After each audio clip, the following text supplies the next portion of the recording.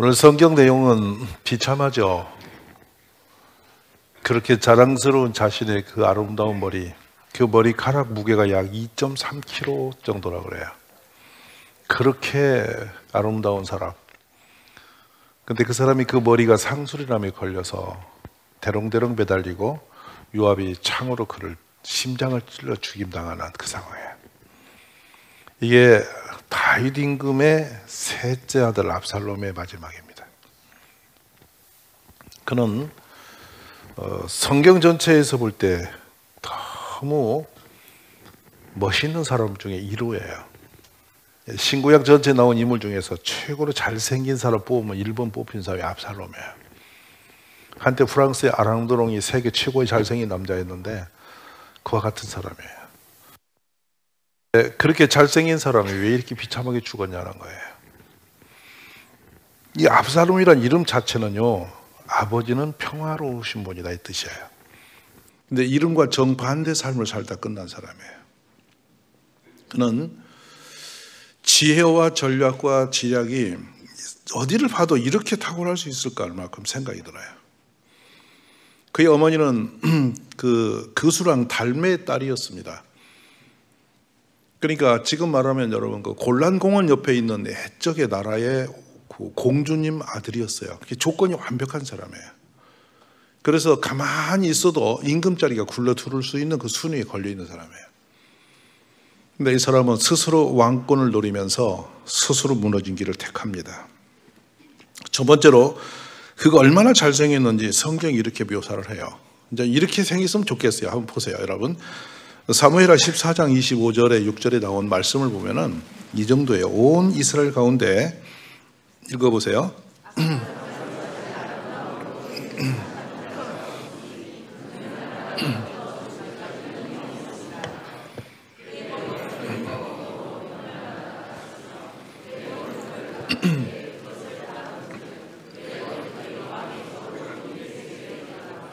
성경 전체에서 머리카락 무게 단 사람이 이 사람뿐이에요.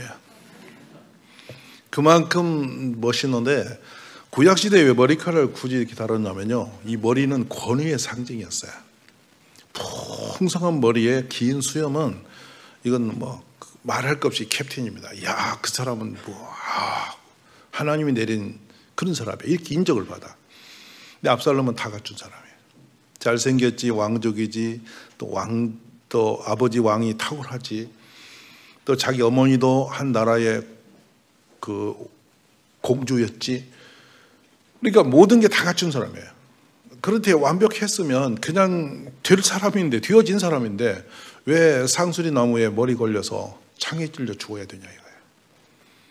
제가 이 본문을 보면서 우리 자녀들에 대한 문제와 우리 가정에 대한 방향성에 대해서 고민이 커요.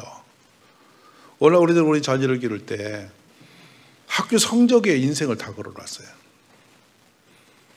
그리고 대학교가 취업이라는 이름에 다 걸려서 그 길만 가면 뭐가 되는 것 같고, 좋은 직장이란 게 뭐냐, 돈 많이 버는 직장이 좋은 직장, 그리고 성공이 뭐냐, 돈 많이 버는 사람이 성공, 여기다 방점을 두고 아이를 길러내는데 과연 그럴까요? 이 압살롬은 다 가진 사람이에요. 권위도 갖고 있고 명예도 갖고 있고 겉으로 잘생겼고. 오늘 압살롬이 실패한 이유가 거기 걸립니다. 얼마나 탁월한 전략가였냐면요, 백성들의 민심이 다윗 왕은 절대자예요. 하나님도 800번 이름을 부를 만한 왕인데 그 왕 밑에서 새로운 임금이 되어서 백성들을 다스린다는 것은 쉬운 게 아니에요. 어림도 없는 일이죠. 그런데 압살롬은 아버지가 인정하지 않았지만 자신이 백성들의 마음을 사기 위해서 기가 막힌 전략을 펴요. 궁궐 앞에 자리를 깔고 아버지 앞에 이렇게 재판을 받으러 가는 모든 사람을 다 만나면서 어디서 오셨느냐, 출신이 어디냐, 무슨 문제냐, 그러면서 하는 말이 항상 토를 겁니다. 우리 아버지 왕 다윗이 좀 여러분을 생각했으면 공평하게 여러분에게 어렵게 하지 않고 바로바로 재판할 수 있는 제도를 만들 텐데 그러지 못해서 여러분이 고생한다고. 내가 왕이 되면 여러분을 잘 돌볼 수 있을 것 같다고 이렇게 말을 해요. 그러면 그분들이 고마워서 손을 이렇게 악수를 청하면 그게 아니고 얼른 담배 들어서 끌어안고 키스를 해줘요. 그리고 위로를 해요. 그렇게 반응을 하면 우리 같으면 힘든 세월에 오직 하면 왕을 만나러 갔겠어. 다 억울함만 갖고 갔겠지. 근데 왕자가 와서 그 정도 하니까 마음이 어떻게 하겠어요? 그냥 홀랑 압살롬에게 가는데 소문이 날까 안 날까? 점점점 소문이 나기 시작하는 거예요. 그러니까 드디어 압살롬은 그 소문을 따라서 자기가 어느 정도 위치에 온 것을 아는 게 4년 차 지나서요. 4년쯤 하고 나니까 백성의 민심이 다 자기가 온 걸 이제 알게 됐어요. 그러자 정식 코스에 들어갑니다. 아버지를 찾아가서 뭐라고 하냐면, 아버지요, 제가 여차저차해서 제단을 쌓고 싶은데 헤브론에 가서 단을 좀 쌓도록 허락해 주시겠습니까? 이렇게 말을 해요. 왕이 허락한 헤브론은 뭡니까? 다윗 왕이 왕으로 등극했던 제단을 쌓던 건 헤브론이거든요. 그곳에 가서 백성을 데리고 가서 큰 단을 쌓고, 이제 지금 말하면 제단을 쌓고 사람들에게 막 이렇게 퍼포먼스를 하는 거예요. 그러고 뒤에다 뭐라고 하냐면, 나팔 소리가 나거든 압살롬이 우리 왕이야 라고 외치자 그래요. 그래가 드디어 그 모든 퍼포먼스는 완벽하게 끝납니다. 이 소리가 어디까지 울려가냐면 예루살렘에 있는 다윗까지 들려갑니다. 온 백성이 소문이 나요. 그런데 그것으로 끝나지 않고 이가 한 발 더 나옵니다. 무슨 말을 하냐면, 아히도벨이라고 하는 천하의 지혜자를 초청해서 자기 사람으로 세워버립니다. 아히도벨이 어떤 정도 수준이냐면 하나님의 그의 입술을 통해서 나팔을 부신다고 소문난 사람이에요. 그건 다윗 왕을 비롯해서 모든 백성이 다 인정을 했어요. 그래 백성이 아히도벨이 한 말은 그냥 신의 소리를, 하나님 소리를 듣는 수준이에요. 그런데 아히도벨을 그가 불러버립니다. 그리고 자기 참모로 세워버려요. 이 소문이 전 유대에 확 나버리죠. 완전한 이제 게임이 끝났어요. 그 정도 됐으면 이제 드디어 그는 천하에 누구도 범하지 못하는 힘과 권력을 다 가진 사람으로 보여주는 거예요. 자, 이쯤 됐을 때 아히도벨에게 이 아히도벨을 부른 이유가 나중에 성경에서 드러나는 부분이 있는데, 밧세바의 할아버지란 말이에요. 이렇게 자기의 손녀딸이 우리아가 죽고 밧세바가 다윗에게 걸려 들어가서 아이들을 낳고 살아가는 모습을 다 본 할아버지야. 근데 차마 다윗이 심했을 때는 도밀지 못했는데 이 압살롬의 새로운 정부에 그 마음을 실어서 들어간 거죠. 같이 다윗에 대해 공격자가 된 거예요. 그러면서 어떤 일이 벌어지냐, 다윗 왕이 궁궐에서 도망을 치면서 왕궁에다가 후궁들을 놓고 갑니다. 그리고 이 하나님의 법궤를 모시고 나온 걸 다시 돌려 올려놓고 도망친다고요. 그 이유는 뭐냐면 자신이 다시 돌아올 것을 예약하기 위해서 후궁을 남겨놨는데, 아이들의 첫 번째 모략을 뭐라고 꾸미냐, 내가 성전 위에 올라가서 이 다윗의 후궁들에게 성관계를 해라. 그래서 백성들이 천막을 치고 그 일을 해요. 한번 읽어볼래요?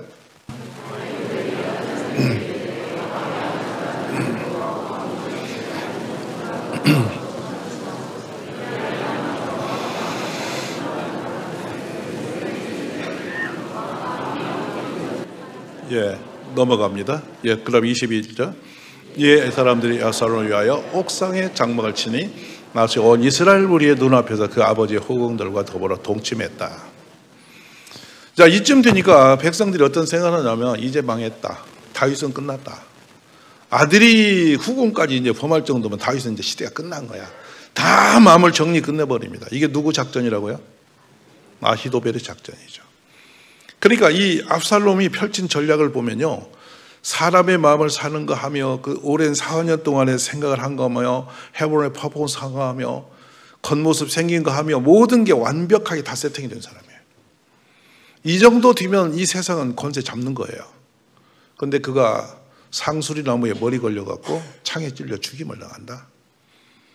그리고 사무엘 18장 18절에는 본인이 기념비를 세워요.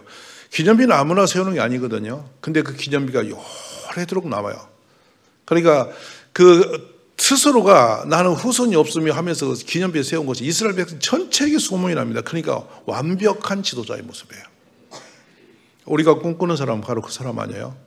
사람들이 존경하고 박수받고 머리가 좋고 세상에서 좋은 자리에 올라가서 최고의 권세 잡고 많은 거 누리는 수 있는 사람, 그 주변에 좋은 사람 많이 몰려있는 사람, 그래서 힘이 생긴 사람, 우리가 그리는 그림이에요. 근데 압살롬은 비참하게도 최후가 슬펐습니다. 너무 처참했습니다. 다시 도망치면서 이런 생각을 해요.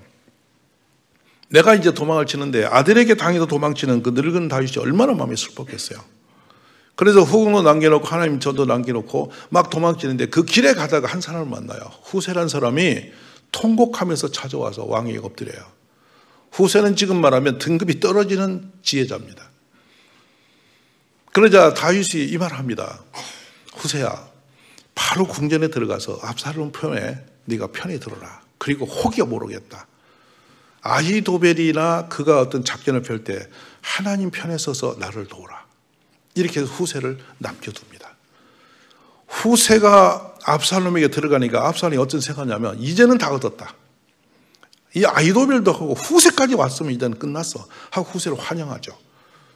그래 드디어 다윗이 도망을 쳤고 그날 밤을 새기 전에 이제 치러 가면 되는데 그때 작전 회의를 하면서 아히도벨에게 다윗이 물어요.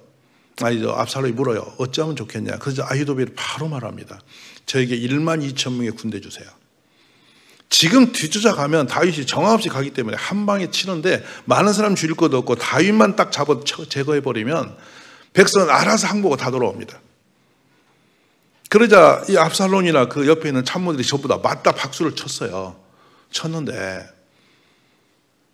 이 기가 막힌 장면이 아히도벨이 다윗 편에 압살롬 편에 갔다는 얘기를 듣고 도망길에 있던 다윗이 뭐라고 말을 하냐면 여호와 하나님이여 아히도벨의 계략을 그 모략을 어리석게 바꿔주세요. 이라고 울면서 도망을 갔어요. 맨발로. 그런데 그 장면에 그 말씀이 어떻게 이루어지는지를 볼 수 장면인데요. 바로 이 압살롬이 군대를 그냥 아히도벨이 주었으면 끝나는 판입니다. 그거 나라 통치 끝나요. 근데 딱 돌아서서 압살롬이 후세를 불러요. 후세 선지, 지금 아히도벨이 이런 계략을 폈는데요. 당신의 계략이 뭐요? 물으니까 후세가 기가 막힌 말을 합니다. 당신의 아버지 다윗은 당할 적 없는 탁월한 장군이었어. 이 말에 다 그림이 나오죠. 누구까지 쳐 죽인 사람이야? 골리앗부터 다윗을 만나 이긴 적 없어.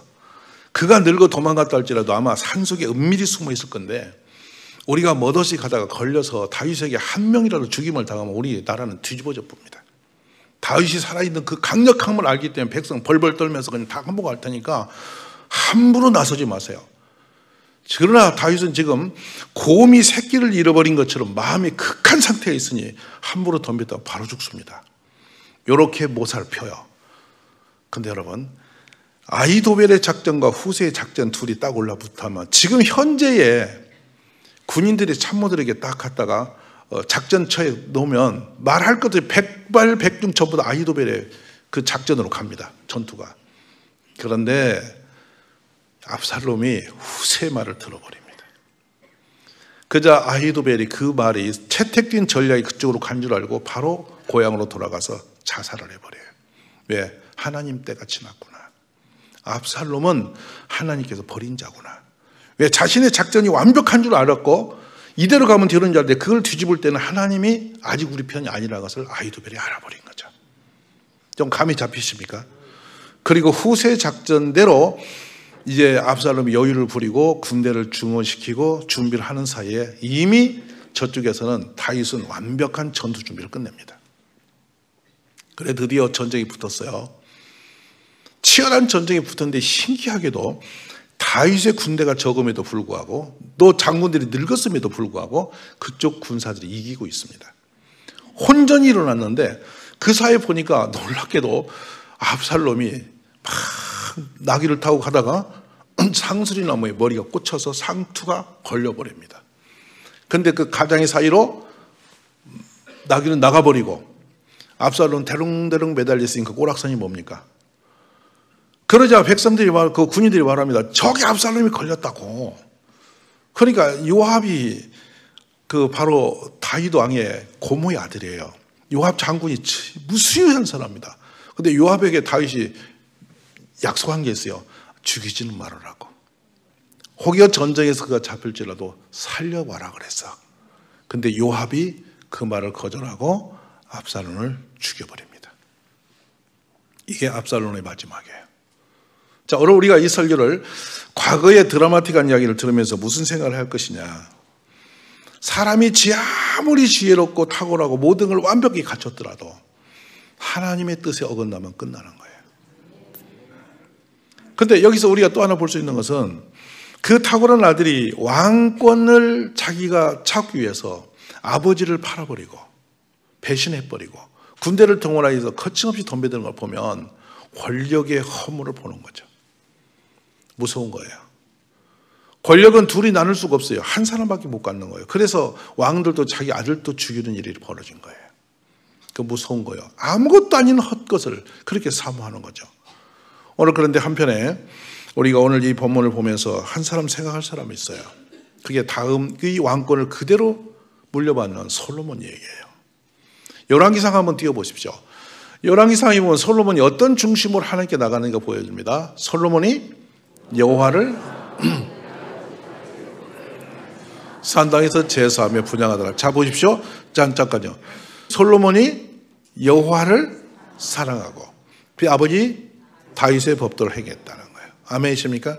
그런데 산당에 올라가서 하는 것은 왜냐하면 그 당시 성전이 없었어요. 자, 그 넘어갑시다. 예, 이에 왕이 제사하러 기본으로 가니 거기는 산당이 큼이라. 솔로몬이 그 제단에, 예, 여기서 제가 지금 뭘 올렸습니까? 솔로몬이 1,000번이 올렸죠. 여러분, 이 부분에 우리가 깨달음이 있어야 돼요. 하나님을 섬기거나 여러분이 세상을 살면서 쪽박 같은 마음 갖지 마세요. 그릇을 키우세요. 아멘이십니까? 사람은 그릇이 커야 큰 일을 하고 큰 복도 받습니다. 쪼잔해진 문제인데 제가 종종 우리 아이들하고 대화하다가 듣지 않아야 할 얘기 듣는 경우가 있어요. 젊은 애들에게. 이렇게 남자 여자 이렇게 둘이 사귐에 있어서 둘이 한 번은 얘가 커피 사면 얘가 커피 사고 얘가 밥 사면 밥 사고 서로 이렇게 왜 그렇게 치사하냐. 그릇이 통이 커야 되는 거예요. 저는 솔로몬 보면서 제일 부러운 게 저 부분이거든. 어떻게 1,000번지를 할 수가 있나. 상상이 안 가는 거예요. 그런데 좀 넘겨봅시다. 솔로몬의 그릇됨이 이 초기에 참 기가 막힌 사례예요. 자, 그러자 하나님이 솔로몬에게 이제 응원해 주세요. 보세요.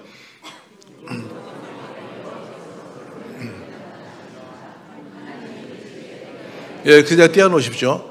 자, 이 부분을 잘 보시면은 하나님이 나타나실 때 꿈에 오시는 분이 있고 직접 말씀하는 분이 있습니다. 이 선지자들 중에. 근데 이 뒤를 보면은 믿음이 충만해서 어느 정도 영적 수준이 있는 사람이 반드시 직접 말씀을 주세요. 할렐루야. 그게 누구냐면 사무엘 같은 사람, 어린애라도 직접 음성을 주시잖아요. 맞죠? 기가 막힌 은혜예요. 근데 믿음이 설익은 사람에게는 꿈에 나타나세요. 여기 여러분 꿈꾸는 거 덜 신령한 거예요. 알아듣기 바랍니다. 그냥 재밌는 얘기예요. 근데 지금 이 솔로몬에게는 어떻게 오셨어요? 꿈에 나타나셨어요. 근데 꿈도 좋은 꿈 깨지 개꿈 꾸고 걸지 말고.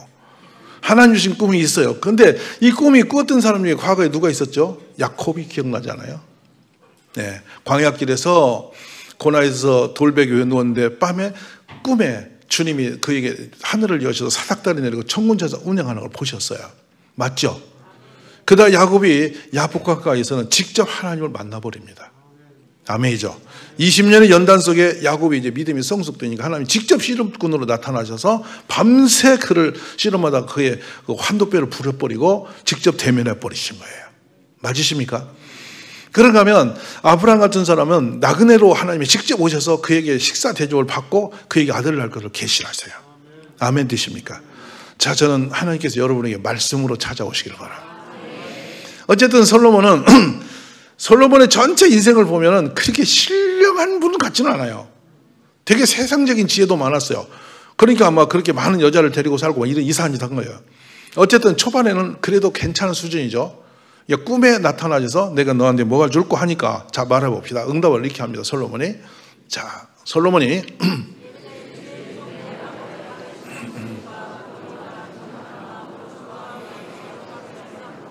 주께서 그에게 큰 은혜를 베푸셨고 주께서도 또 그를 위하여 이 큰 은혜를 항상 주사 오늘같이 그의 자리에 앉을 아들을 그에게 주셨나이다.